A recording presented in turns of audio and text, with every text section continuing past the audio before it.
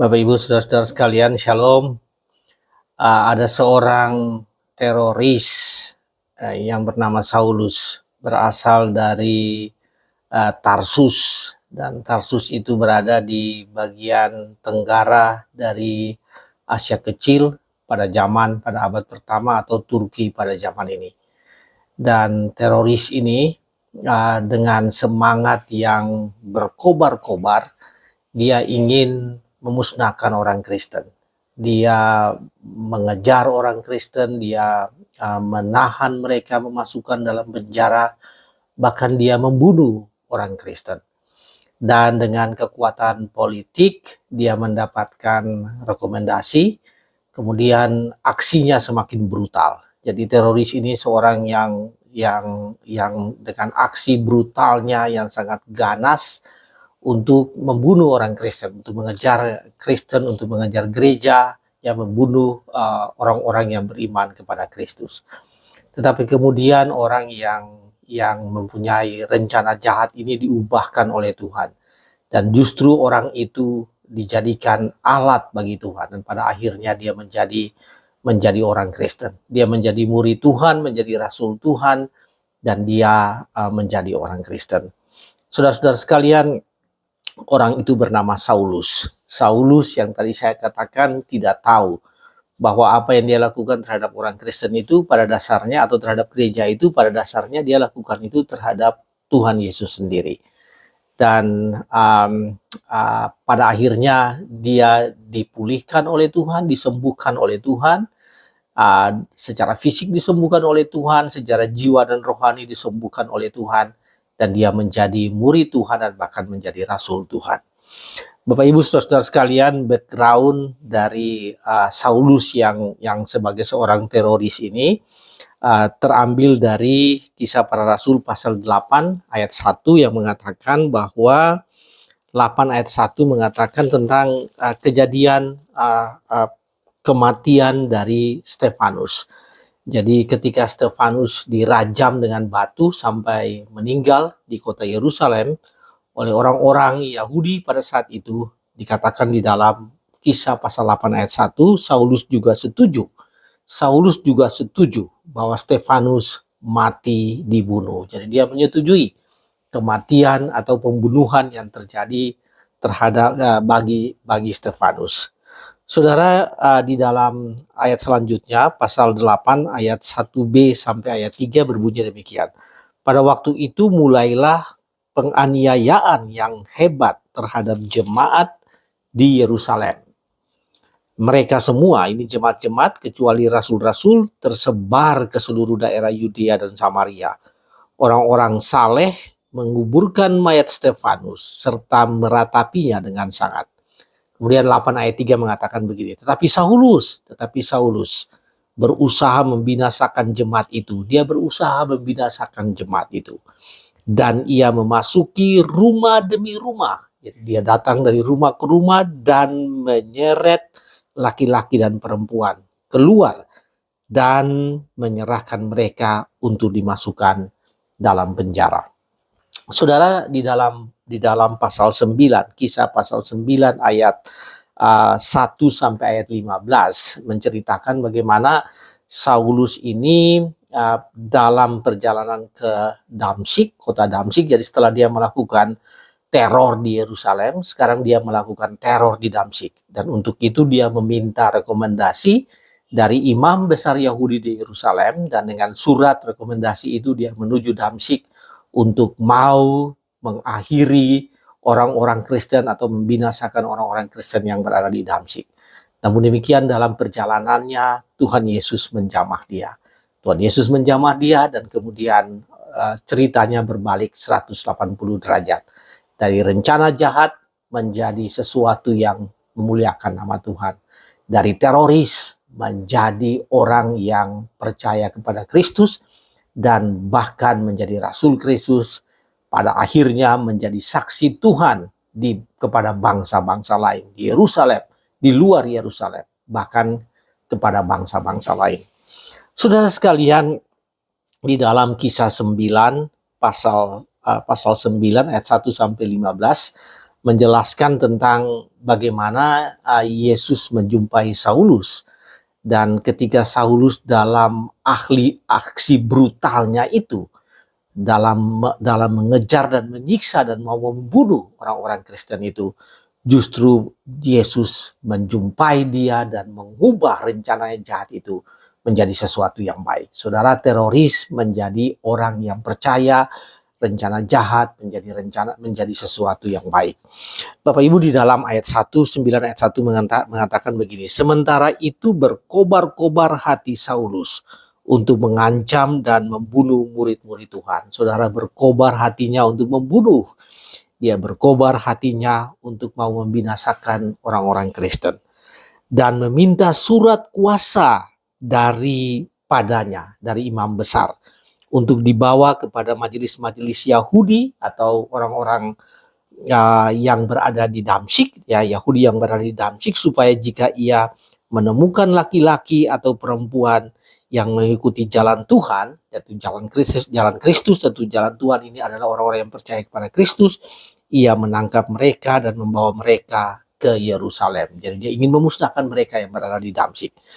Dalam ayat 3 dan 4 dikatakan begini, dalam perjalanannya ke Damsyik ketika ia sudah dekat kota itu, tiba-tiba cahaya memancar dari langit dan mengelilingi dia. Cahaya, Yesus datang dalam bentuk cahaya, kemudian ia rebah ke tanah dan terdengarlah olehnya suara yang berkata kepadanya, Saulus, Saulus, mengapa engkau menganiaya aku? Jawab Saulus, siapakah yang engkau Tuhan? Katanya, akulah Yesus yang kau aniayai itu. Bapak Ibu saudara sekalian, Saulus mempunyai rencana mau ke Damsyik, dapat rekomendasi dari imam besar. Kemudian dalam ayat 1 tadi mengatakan bahwa hatinya itu berkobar-kobar, ya, berkobar-kobar ingin mengancam dan membunuh. Dikatakan dalam ayat 1 ingin mengancam dan membunuh. Di dalam ayat 5 dikatakan bahwa dia datang untuk menganiaya, karena Yesus mengatakan, siapakah mengapa engkau menganiaya aku? Jadi menganiaya.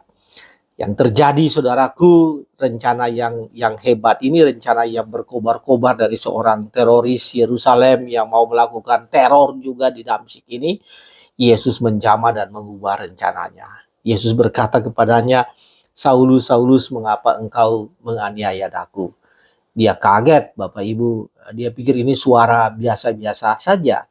Sehingga dia bertanya, siapakah engkau Tuhan? Tapi ini pertanyaan dia, ini pertanyaan yang menarik. Dia tahu bahwa ini suara yang penuh kuasa. Sehingga dia berkata, siapakah engkau Tuhan? Dia berkata begitu, siapakah engkau Tuhan? Lalu kemudian Yesus menjawab, akulah Yesus yang kau aniayai itu. Saudara, Yesus adalah kepala gereja. Yesus adalah kepala orang percaya, persekutuan. Yesus, orang-orang percaya kita semua ini menggunakan namanya.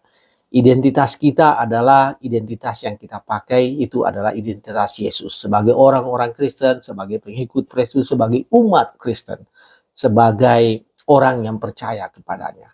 Oleh karena itu ketika dianiaya, mereka yang dianiaya di Damsyik ini, mereka mau dibunuh, dianiaya. Bahkan di Yerusalem mereka sudah banyak yang dibunuh dan dianiaya. Yesus itu sama saja dengan menganiaya Yesus. Sehingga Yesus mengatakan, akulah yang engkau aniayai. Bapak Ibu saudara-saudara sekalian, Yesus tidak mengizinkan gerejanya di Damsyik dianiaya. Terjadi di Yerusalem, tapi ketika mereka mau beralih, Saulus mau beralih ke Damsyik, Yesus tidak menginginkan itu terjadi di Damsyik. Yesus mengubah rencana jahat itu. Ya, Yesus bahkan menjamah Saulus, memanggil dia dengan namanya, Saulus, Saulus, mengapa engkau menganiaya aku?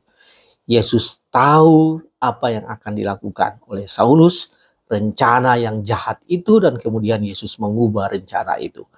Saudara sekalian, tidak saja mengubah rencana Saulus, bahkan person ini yaitu Saulus, Yesus mempunyai rencana bagi dia, ya. Dia tadinya mempunyai rencana yang jahat, mau memusnahkan gereja, mau membunuh orang-orang percaya, orang-orang Kristen yang ada di Damsyik, seperti yang dia lakukan, menahan dan membunuh Stefanus di Yerusalem, membunuh orang-orang Kristen di Yerusalem. Dia berpikir bahwa dia bisa melakukan hal itu di Damsyik.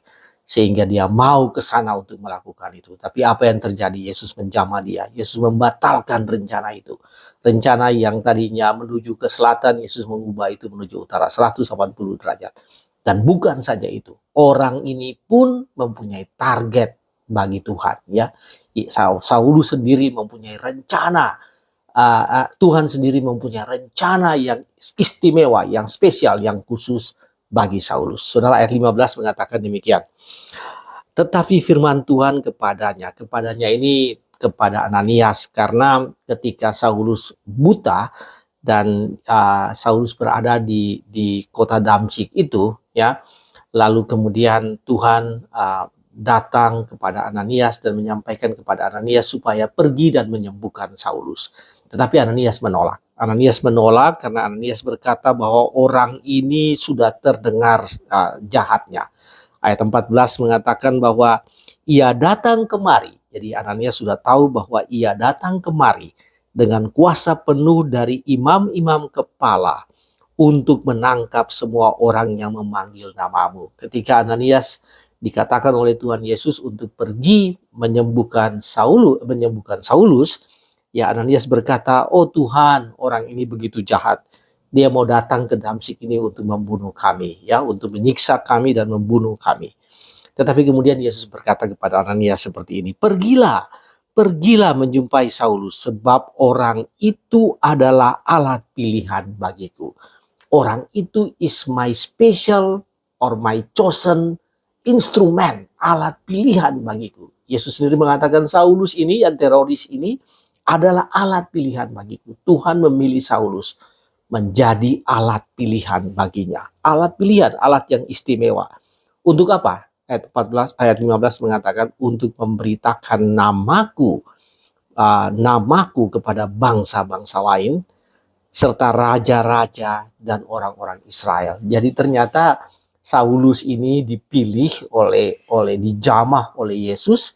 Rencananya yang jahat menjadi diubah, dibatalkan. Kemudian dia sendiri, dia yang tadinya seorang teroris, berkobar-kobar penuh semangat untuk mau memusnahkan gereja, menghancurkan gereja, membunuh orang-orang Kristen. Justru Yesus menjamah dia dan Yesus mengatakan rencananya ditiadakan. Kemudian Yesus mengatakan dia akan menjadi alat pilihan, ya, chosen instrument, alat pilihan, untuk menyampaikan kabar keselamatan, firman Tuhan kepada bangsa-bangsa lainnya, bangsa-bangsa yang bukan Yahudi. Bapak Ibu Saudara sekalian, artinya bagi Anda bahwa orang yang jahat sekalipun bisa diubah untuk menjadi murid Tuhan Yesus. Anda mungkin punya rencana jahat bagi gereja, bagi orang Kristen. Anda harus paham bahwa rencana itu diketahui oleh Yesus. Bila Anda sekarang mempunyai rencana jahat untuk memusnahkan orang Kristen, untuk meniadakan, untuk menyingkirkan orang Kristen, untuk menyingkirkan gereja, Anda harus sadar, Anda harus tahu bahwa Yesus mengetahui, Allah yang Maha Kuasa melalui Tuhan kita Yesus Kristus mengetahui rencana itu.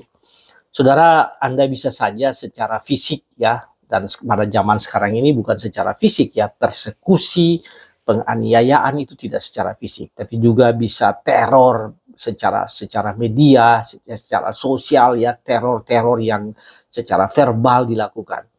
Hari ini firman Tuhan menyampaikan bahwa Allah, Tuhan kita, melalui Tuhan kita Yesus Kristus, dia mengetahui semua rencana Anda, dia mengetahui rencana itu. Tapi firman Tuhan bagi Anda, umat Kristiani, bahwa gereja tetap dilindungi. Anda selalu dilindungi oleh Tuhan Yesus. Yesus tahu rencana orang lain yang akan, rencana jahat orang lain terhadap gereja, terhadap persekutuan.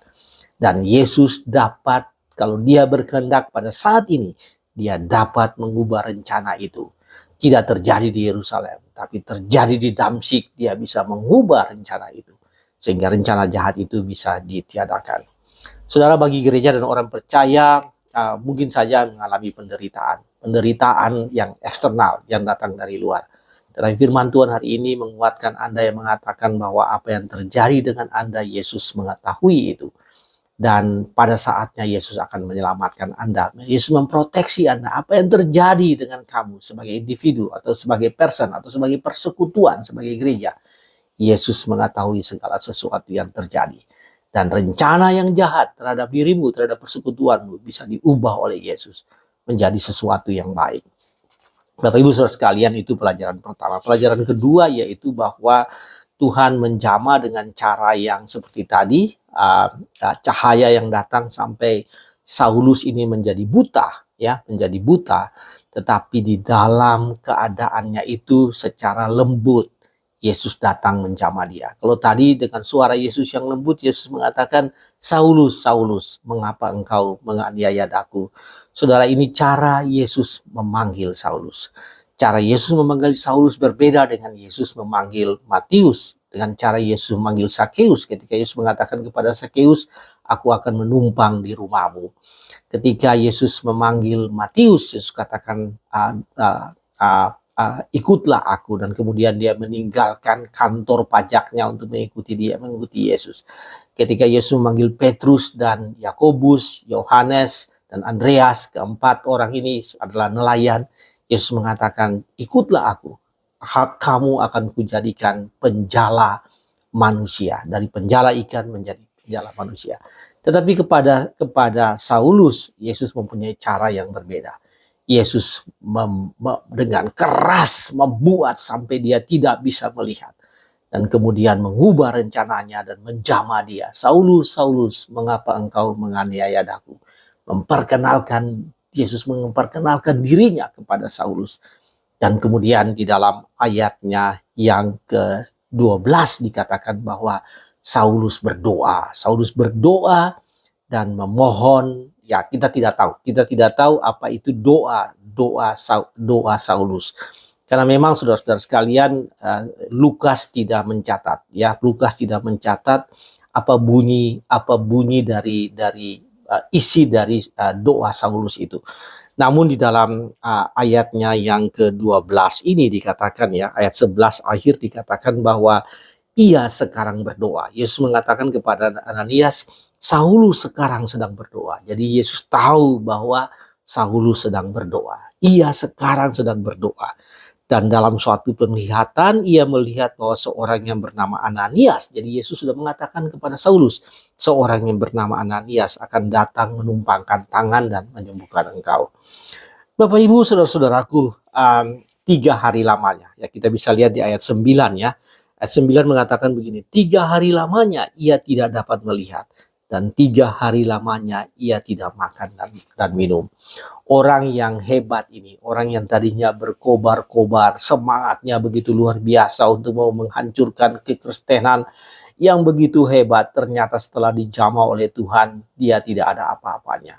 Kalau Tuhan menjamah seseorang dengan kuasanya, kalau Tuhan berkehendak untuk mengubah seseorang, maka orang yang jahat, orang teroris seperti Saulus ini pun, orang yang hebat, gagah, perkasa sekalipun, bisa menjadi tidak ada apa-apanya. Nihil, tidak berarti di hadapan Tuhan. Saudara, dikatakan 3 hari lamanya dia buta. 3 hari lamanya dia buta. Sebelum disembuhkan oleh Tuhan melalui Ananias. Dan 3 hari lamanya dia tidak makan minum. Orang yang hebat dan perkasa dan gagah ini posisinya berada di jurang yang paling dalam. Dia paling lemah karena dia tidak bisa apa-apa. Tidak bisa disembuhkan kecuali Yesus yang datang menyembuhkan dia, melalui Ananias yang datang menyembuhkan dia. Tidak ada orang yang bisa menyembuhkan dia. Dan dia berdoa. Tidak disebutkan doanya, isi doanya seperti apa, tapi Yesus tahu. Yesus katakan, ia sekarang sedang berdoa. Bapak Ibu saudaraku, apa arti firman ini bagi kita? Bagi Anda yang melawan Yesus, yang membenci dia, Anda yang membenci gereja, Anda Yesus tidak hanya bisa menegur Anda secara dengan cara seperti tadi, Saulus ditegur oleh Yesus. Tapi Yesus juga bisa menegur Anda dengan cara yang lembut. Ya, Saulus, Saulus, mengapa engkau menganiaya aku? Kemudian Yesus tahu apa isi hatimu. Sehingga Yesus katakan dia sekarang sedang berdoa. Saulus sedang berdoa. Jadi Bapak Ibu sekalian, pelajaran bagi kita bahwa Yesus mempunyai rencana yang berbeda-beda bagi setiap orang. Dan bagi Anda yang membenci Yesus, Yesus mempunyai rencana bagimu. Yesus bisa menjamah Anda dengan cara yang kasar, sepertinya kasar dengan cara membuat Anda tidak bisa melihat, buta sama sekali. Mungkin penyakit yang Anda harus derita, masalah-masalah berat yang harus Anda derita. Tapi Yesus juga bisa menjamah Anda dengan cara lembut. Ikutlah aku. Aku akan menumpang di rumahmu. Aku akan menjadikan engkau penjala manusia. Saudara, Yesus tidak menyampaikan kepada Paulus secara langsung, tapi Yesus menyampaikan kepada Ananias bukan sebagai penjala manusia. Orang ini menjadi special instrument, alat yang spesial bagiku, yang akan menyampaikan kabar keselamatan, Injil keselamatan kepada orang-orang non-Yahudi, kepada orang-orang, kepada raja-raja, kepada pembesar-pembesar, sehingga mereka pun mendapatkan keselamatan itu. Bapak Ibu, pelajaran bagi Anda. Hari ini Tuhan ingin menjamah Anda. Ya, kalau Anda adalah orang yang kasar, orang yang anti terhadap kekristenan, hari ini Tuhan ingin menjamah Anda. Dan Tuhan ingin supaya Anda pun mengenal Kristus. Tetapi kalau Anda ini orang yang acuh tak acuh, orang yang nggak begitu peduli, Tuhan pun ingin menjamah Anda. Yesus ingin menjamah Anda. Karena begitu besar kasih Allah itu. Sehingga Allah menginginkan setiap orang, termasuk Anda. Apakah Anda itu benci, sangat benci, atau Anda biasa-biasa saja tapi tidak mau mengenal Kristus, ataukah Anda yang sudah tahu tapi belum percaya kepada Kristus. Hari ini Tuhan ingin menjamah Anda. Tuhan ingin menjamah Anda, Tuhan ingin supaya Anda betul-betul mengenal Dia. Dan seperti Saulus yang menjadi spesial instrumen, maka Anda pun Tuhan ingin menjadikan Anda spesial alat, instrumen, spesial instrumen dalam kehidupanmu. Setiap orang Tuhan menjadikan spesial instrumen dalam kehidupannya. Saudara, bagi Saulus dia menjadi spesial instrumen menyampaikan firman Tuhan di luar orang-orang Yahudi, di luar Yerusalem, Yudea, Samaria, di Asia Kecil, di Eropa, di Roma. Itu Tuhan menggunakan Saulus untuk menyampaikan firman Tuhan. Tetapi bagi Anda pun adalah special instrumen, alat khusus. Tuhan menjamah Anda dan Tuhan menginginkan Anda menjadi special instrumen, alat khusus bagi kemuliaannya, bagi pemberitaan firman Tuhan, bagi gereja, bagi kehidupan pekerjaan penginjilan, pekerjaan persekutuan dan penginjilan di dunia ini. Saudara sekalian, sebagai kesimpulan, ketika Anda merasa paling hebat, ketika Anda merasakan bahwa Anda ini paling hebat, Anda paling kuat, Anda punya kuasa, Anda punya koneksi, Anda punya massa, bahkan Anda bisa menggerakkan massa dengan pidato Anda yang berkobar-kobar, Anda bisa menggerakkan massa untuk melawan Yesus, untuk melawan gereja. Hari ini ingin saya katakan bahwa kalau Tuhan mau mengubah Anda, Dia mengubah Anda dan Anda bisa, rencana-rencana jahat itu bisa ditiadakan. Saudara, Yesus ingin supaya setiap orang, termasuk Anda yang melawan Dia, atau Anda yang memusuhi Dia, atau Anda yang hidup biasa-biasa aja, tidak melawan tapi juga mengabaikan. Jadi tidak mau peduli dengan apa yang terjadi di sekitar Anda. Setiap orang, ya, Yesus inginkan supaya menjadi spesial instrumen dalam kehidupannya bagi kemuliaan Tuhan.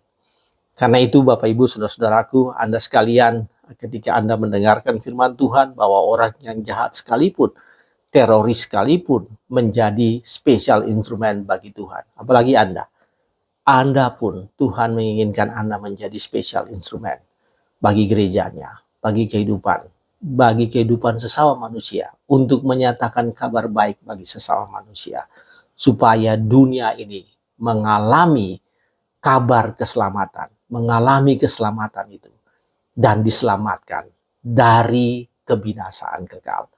Bapak Ibu saudara-saudara sekalian, itulah firman Tuhan pada hari ini. Ingat bahwa siapapun Anda, benci atau tidak benci, musuh ataupun biasa-biasa saja, setiap orang Tuhan menginginkan Anda menjadi special instrumen, special murid yang khusus, special disciple, special follower bagi kemuliaan namanya. Saudara, Tuhan berkati Anda semua dan kiranya firman ini menjadi berkat bagi Anda. Amin.